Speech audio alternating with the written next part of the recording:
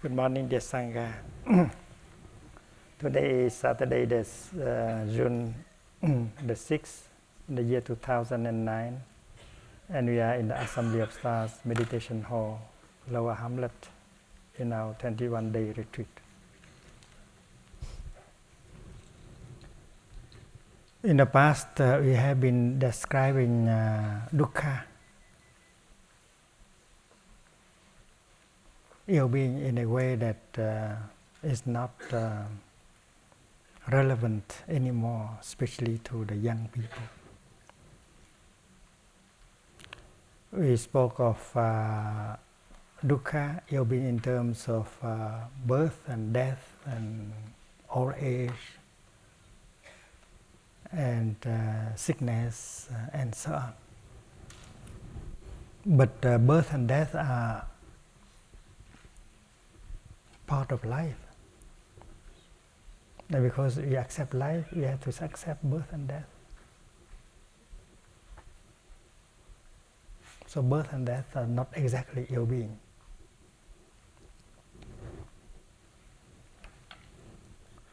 Of course, childbirth involves danger, a lot of risk, painful. But the birth of a baby is something wonderful for the mother, for the father, and for us. And that is why we celebrate our birthday. Happy birthday to you. So birth is not exactly ill-being. It's not suffering. It can be a joy. That's our way of looking.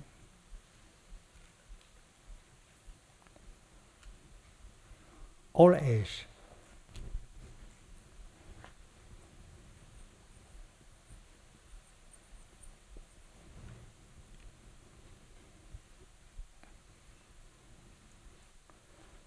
I have found that old age is something very delicious, very wonderful. You are calmer. You go more slowly and you enjoy much more than when you are too young. You don't rush. You take your time and you taste every moment of your daily life. So old age is not so bad. Old age is not ill-being. Old age can be enjoyable. Sickness.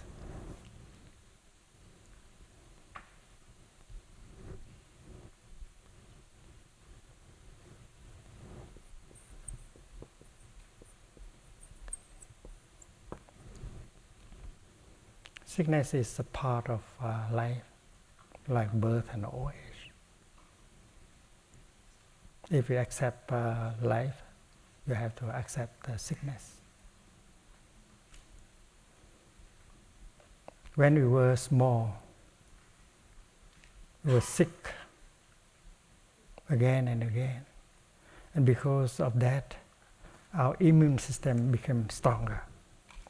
If we did not get sick as a baby, we will remain very weak. To get sick is to learn how to be strong. And because the baby gets sick and gets sick again and again, her immune system becomes strong. And that's why sickness is good. And we have to accept it because it has the goodness, its own goodness.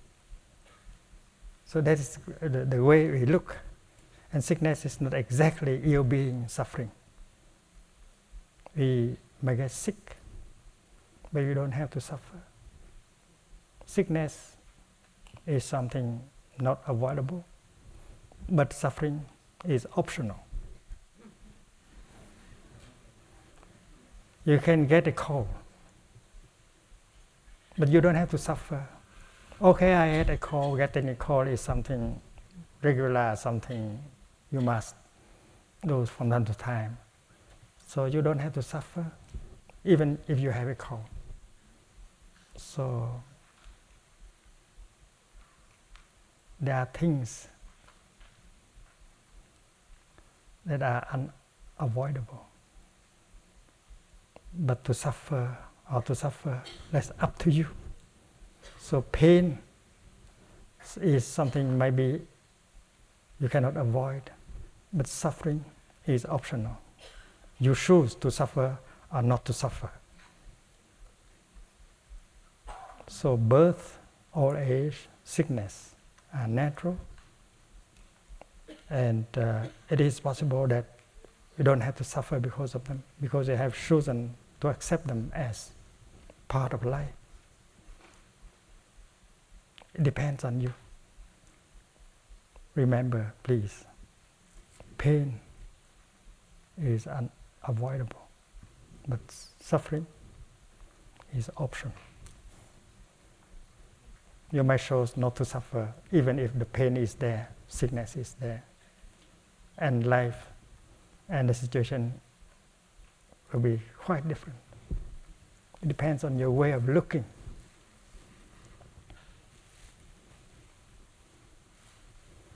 Death.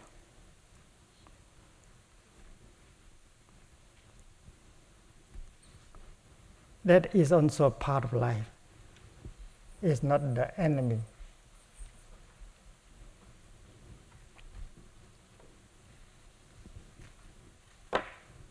Cái viết của thầy nó hơi dở.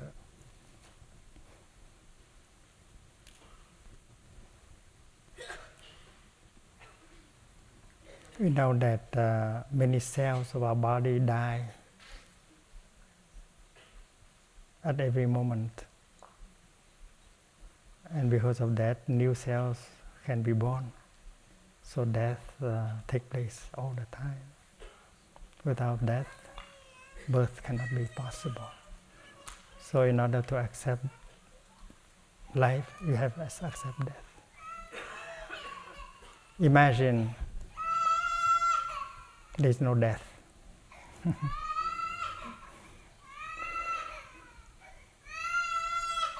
There will be only people very old walking like this all over the planet. And no baby is born, can be born. So there are those of us who accept death without fear. Death is something natural. And if we look deeply, we see that we are not dying. We will continue in other forms. So switching from one form to another, so it may be something joyful. Like if you are a cloud, and if you have to end your form of being a cloud to become rain, and if you see that to be rain falling down on earth is also something wonderful, so you accept the death of the cloud in order to embrace the birth of the rain. And you don't have to suffer. So death is also acceptable. And you don't have to suffer because of death. Depends on your wisdom, your way of looking. And then in the past we continue with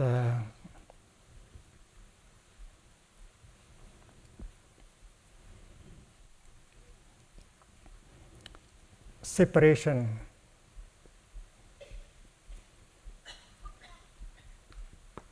With those we love is suffering, is dukkha.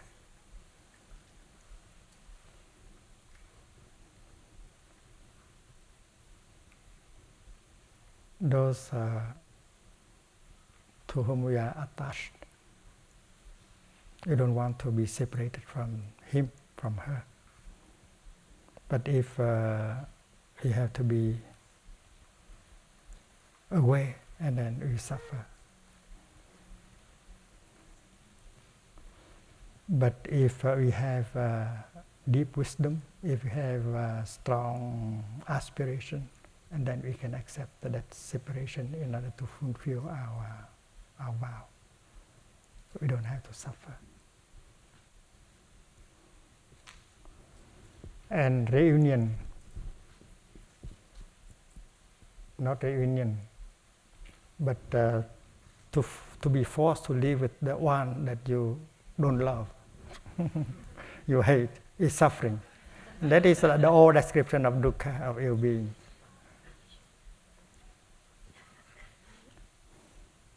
But if you are a good practitioner, you see that this is a challenge. For you, there is an opportunity for you to practice. So you accept him, accept her, and then your practice grows. Your love and understanding and forgiveness grow. That's good. So that is why that kind of reunion with those, staying with those you don't like, is no longer something describe it as ill-being, suffering. Cầu bắt đắc khổ, not getting what you want. What you want. Not getting what you want is suffering, is ill-being. That's how he described it, dukkha in the past. Of course, if you don't get what you want, you suffer. But the truth is that sometimes you got it and you suffer more.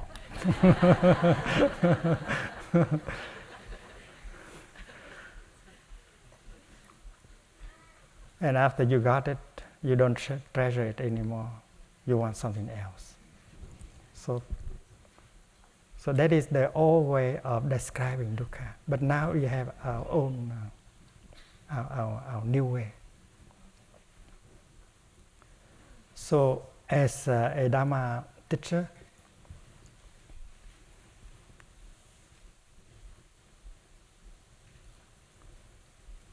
we have to realize that the dukkha of our time should be presented, should be described differently. And we have begin with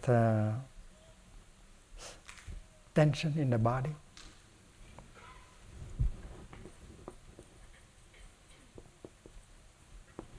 Tension in body, stress. That is the kind of ill-being that is very close. You have to recognize in order to deal with tension, stress, and pain in the body.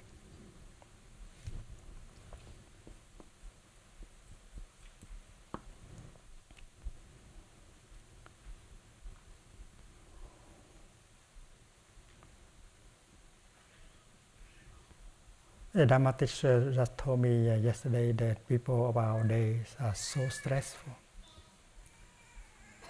That is why the things they appreciate the most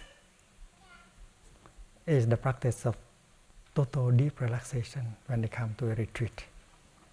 They lie down and they have chance to relax.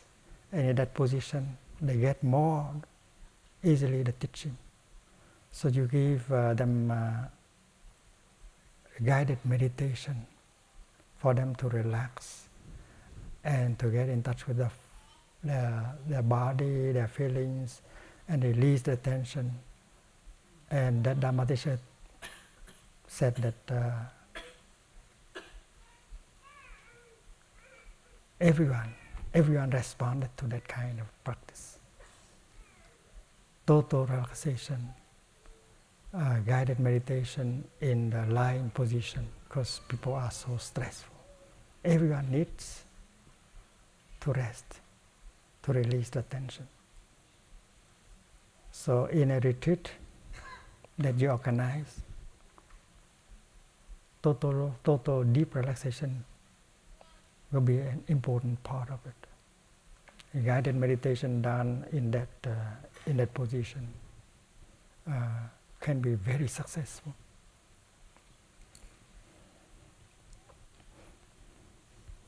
There is a violence within us, anger, violence in us.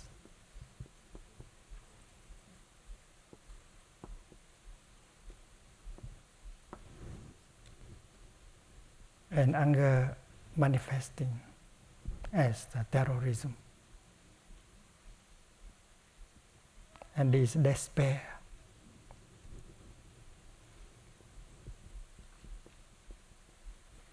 The act of terrorism can be described as an act of despair. And the act of suicide is an act of despair.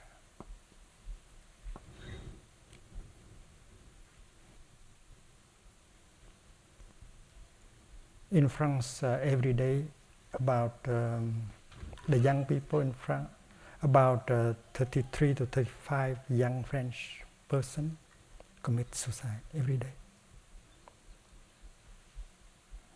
There are more of them in the United Kingdom and in many other countries.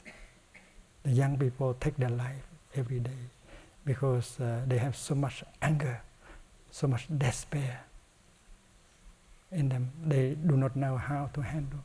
So that is a real dukkha in our society. They have a lot of tension, stress, pain, anger, despair, and that is why they commit suicide. And we have to help them. As a Dharma teacher, we need to know ways in order to help the young people in every country.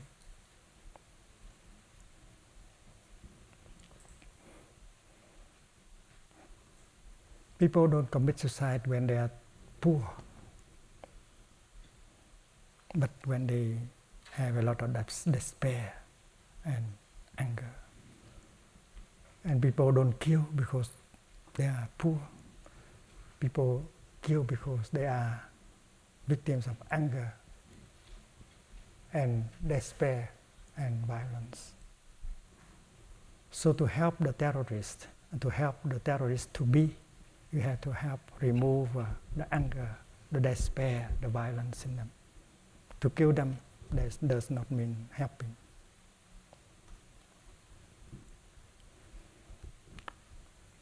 Broken family.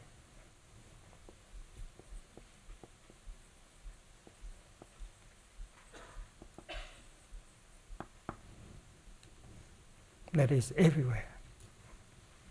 Divorce.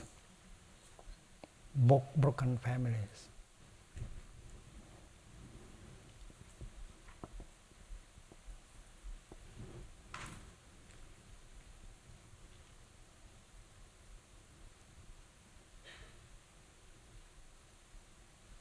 And you have to be equipped with the kind of practice and teaching that can help with this situation. How to help a couple stay with each other longer. How to help the children to continue to have a family and not to suffer of the divorce and of broken families.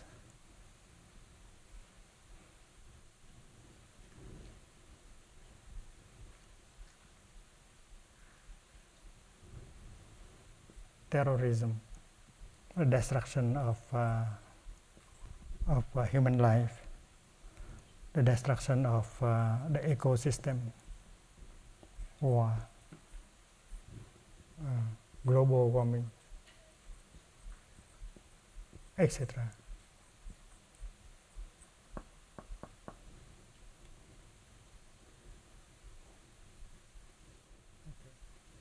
I think economic crisis, recession, poverty, social injustice, they are all derived from this kind of suffering.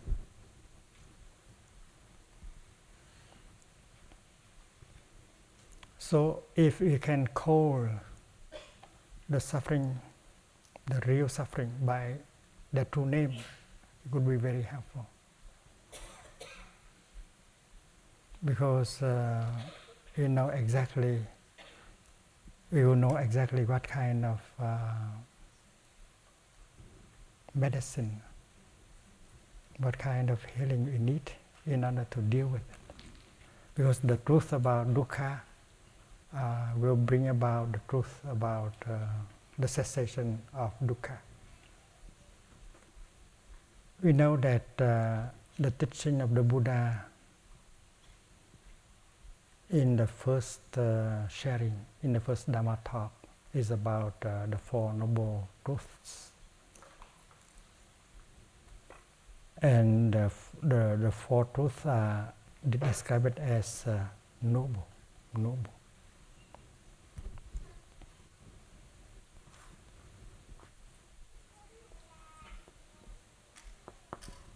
Arya, noble. Arya is the Sanskrit noble.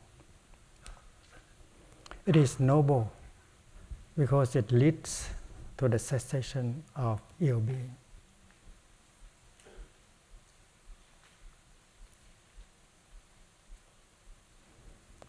And the fourth truth is about the path leading to the cessation of ill being. It is called also the Arya path, Arya Magga. And chánh in Chinese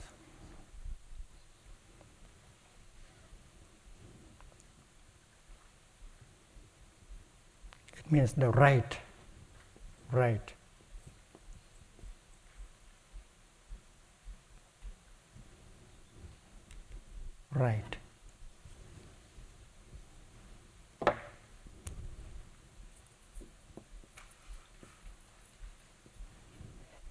So noble also means right.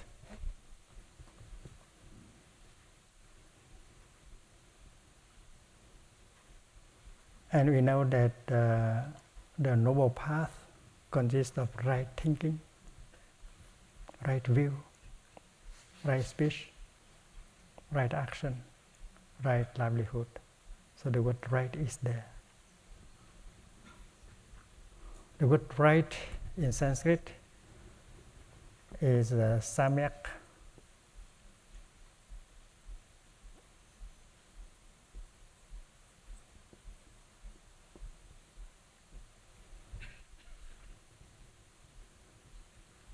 Sama in Pali.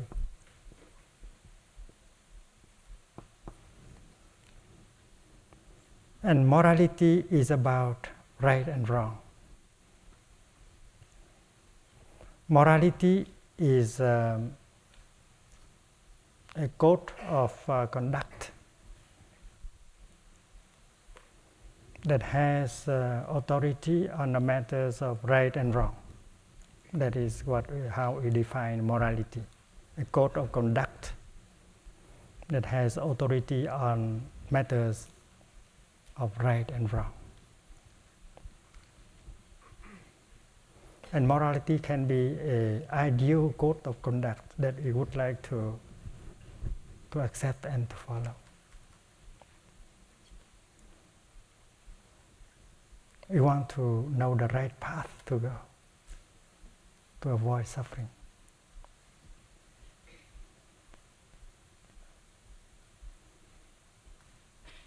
And morality means also ethics.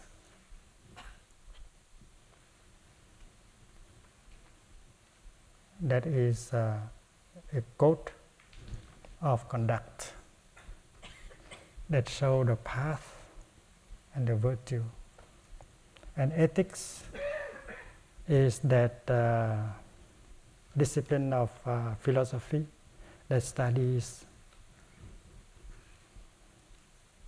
the matters of right and wrong conduct. So when the Buddha offered the Noble Eightfold Path, he intended to offer a path for all of us, a path that leads to the cessation of ill-being, of suffering.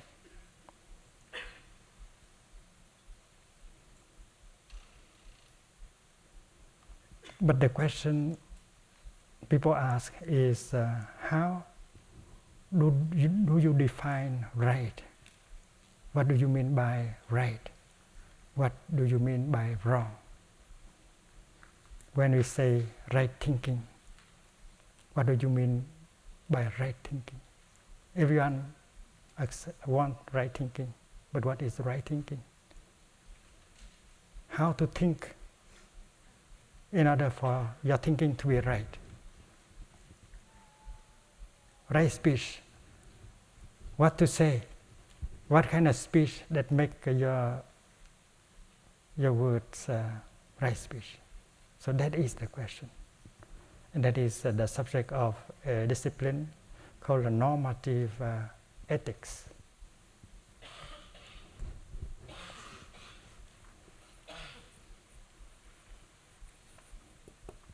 Normative ethics, normative morality.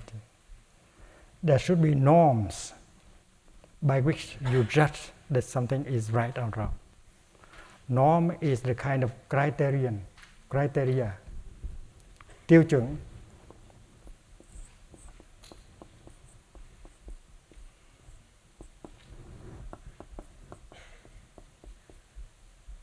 This is a kind of norm by which you can judge whether this is right or wrong. So when the Buddha say right view, you ask him, why do you know, dear Buddha, that view is right?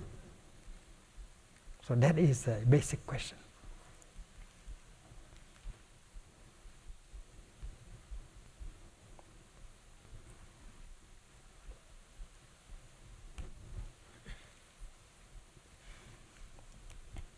And it is why we have to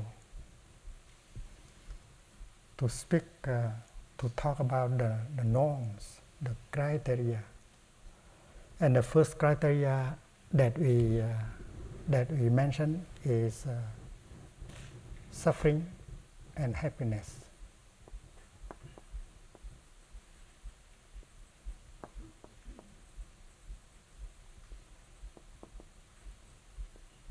Whatever brings suffering, that's wrong. Whatever can bring happiness, that is right. That is one of the criteria. Dukkha and sukha. But we just learn something about suffering. There is something different between suffering and pain. And we have said that pain,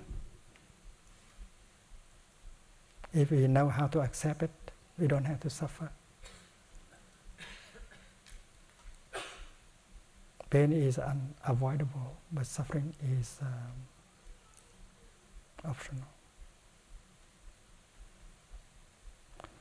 Separation can be painful. But if you are animated by a strong ideal, a strong vocation, a strong aspiration, you accept separation in order to realize that. You accept to leave your family, to leave the comfort of your daily life in order to engage in a harder kind of life, because you want to realize something important. And that is why separation is no longer a pain. There is separation, but there is no suffering. When Siddhartha left his home, he had to leave behind his wife, his child, his family, and everything, and accept the difficult, the hard life of an ascetic. But he had a lot of joy because he was able to follow his ideal. So whether you suffer or you don't suffer, it's up to you. It's up to your view, your understanding. So that is why suffering is not a simple thing.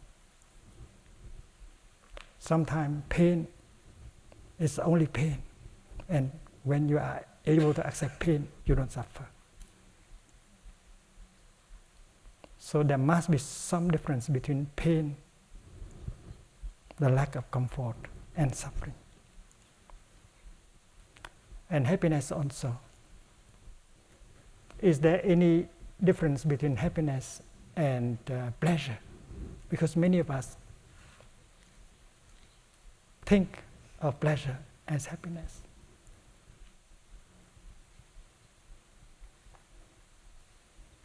If you inject a dose of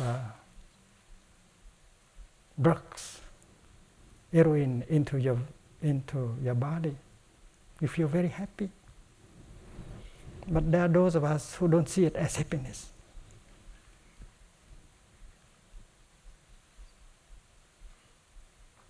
There are those of us who feel very happy drinking a lot of cognac, alcohol. There is a feeling of pleasure. But is it truly happiness? So pleasure may be different from happiness. And there are kind of pleasures that do not look like happiness.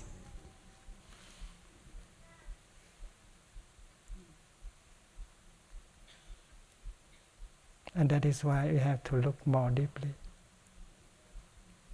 Pain is not exactly suffering. Pain cannot be identified with suffering.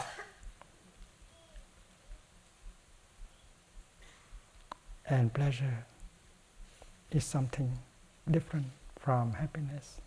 Pleasure is not exactly happiness. Like hiking. And you go for the whole day and you climb and you sweat all over and you get some sketches and things like that. And you seem to suffer during hiking. And there are those who say that, well, that person is not wise. It's much better to stay home and watch television. Watching television is much better than hiking. So sit there, and you who are climbing and who like it very much when you are on a mountain, you look at, you think of those who are there in their living room and just watching television one program after another. You have pity for them. So who of you are happy, is happy? The hiker or the television watcher? So it depends.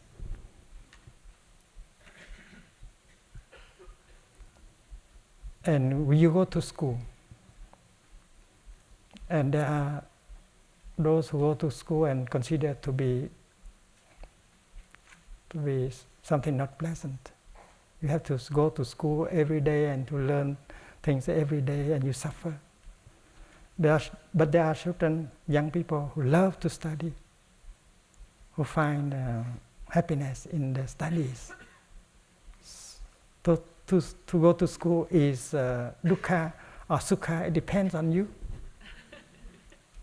So it's very hard to use this kind of criterion in order to define whether to go to school or right, or not to go to school is right.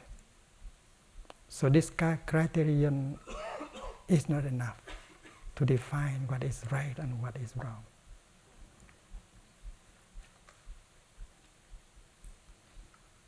The Four Noble Truths, the first Dhamma talk given by the Buddha, seems to say that everything that leads to suffering is wrong, and everything that leads to the cessation of suffering is right. But we have, for that we have to look deeply into the nature of happiness and suffering in order to understand. That is why we have another set of criteria. It's called beneficial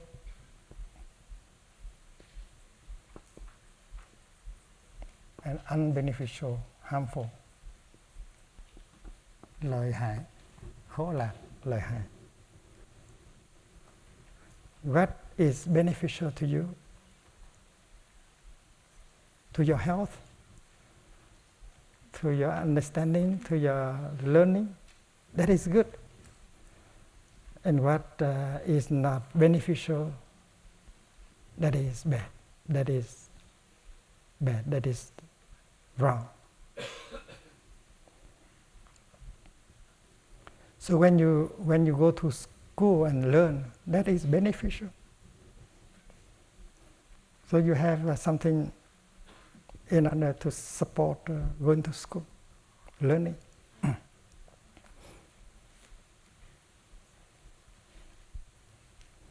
When you drink alcohol, you get pleasure. But you know that drinking too much of alcohol, your liver will get harm. So this is a set of criteria that can help you to see more clearly. So anything you do that benefit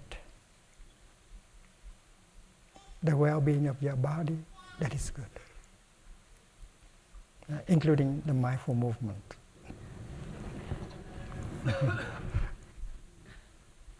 So if you see that while doing the mindful movement, you enjoy. You feel it. It is dukkha. Is sukha, happiness.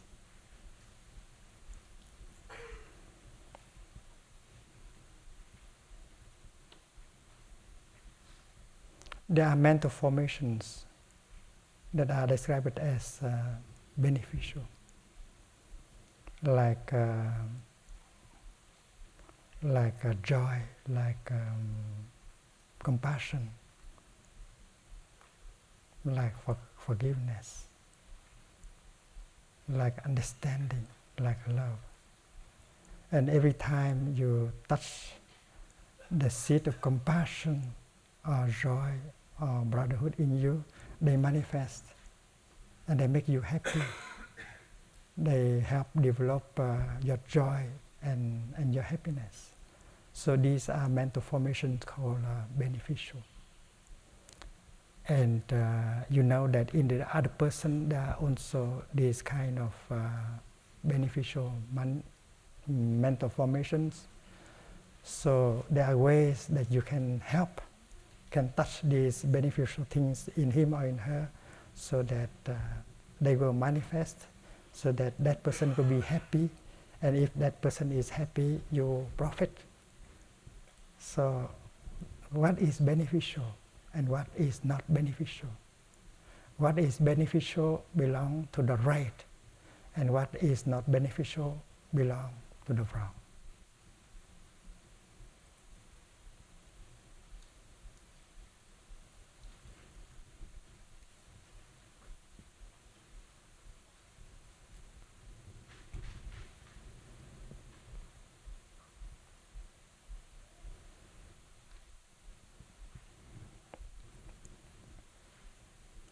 There is another set of criteria called mê ngộ. You are deluded or you are awake.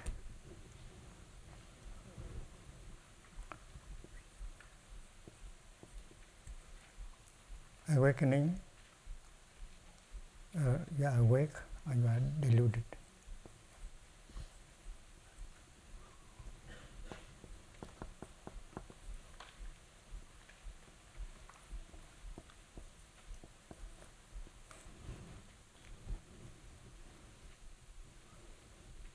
When you are not clear-minded, you are not awake, you make the wrong decision, you do the wrong thing.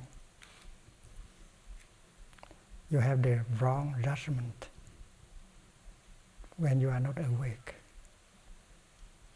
When you don't have a clear mind. Suppose you drink too much alcohol, or suppose you are under the effect of drugs. You are not clear-sighted. You can be deluded, and whatever decision you make during that moment cannot be wrong. Cannot be right. Suppose you are angry at your son, very angry at him.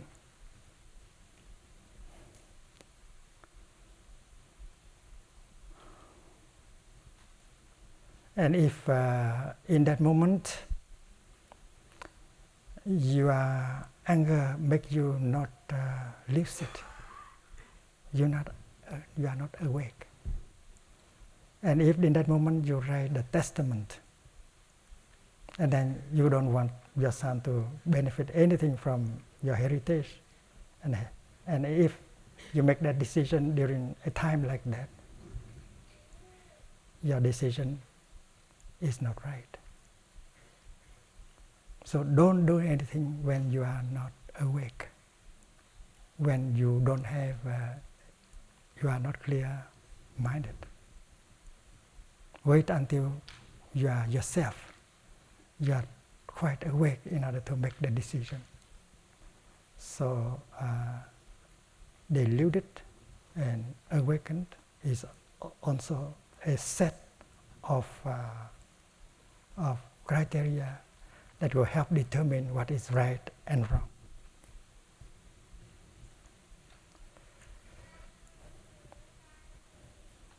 If you decide to sell your house,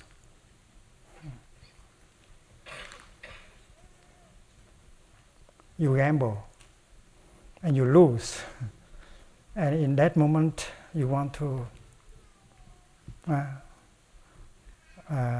recover. So in that kind of mentality, you decided to sell your house in order to get the money and to continue the gambling. And in that moment,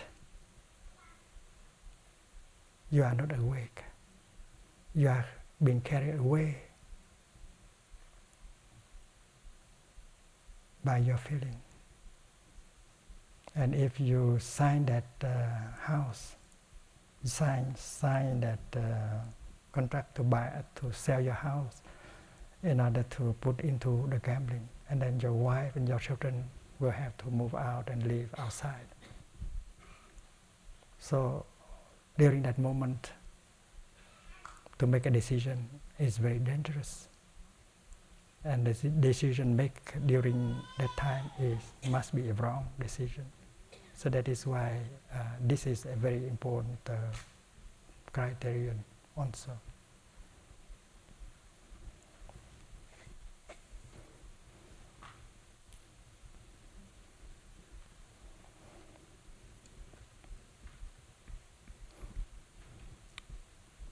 In the Buddhist tradition, we offer also the Khai and Ya.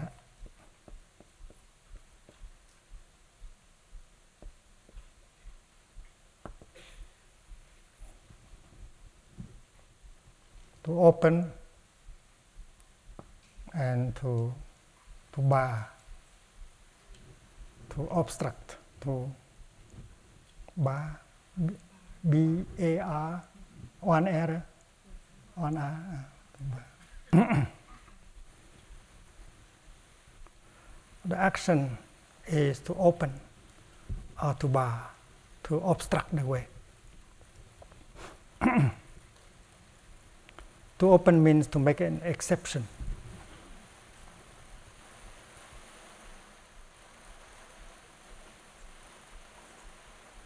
Suppose you don't want to lie. You say you believe that to lie is a wrong thing to do.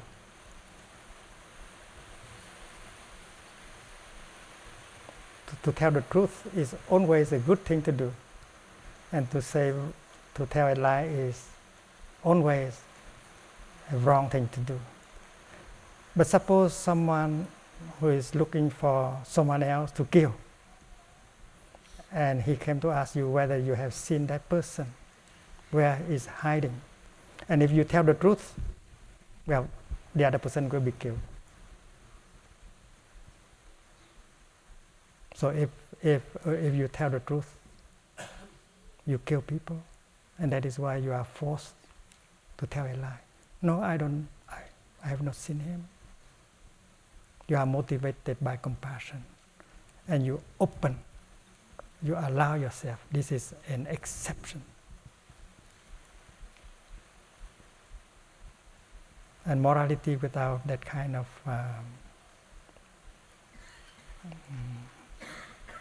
dexterity, that kind of flexibility would not be intelligent.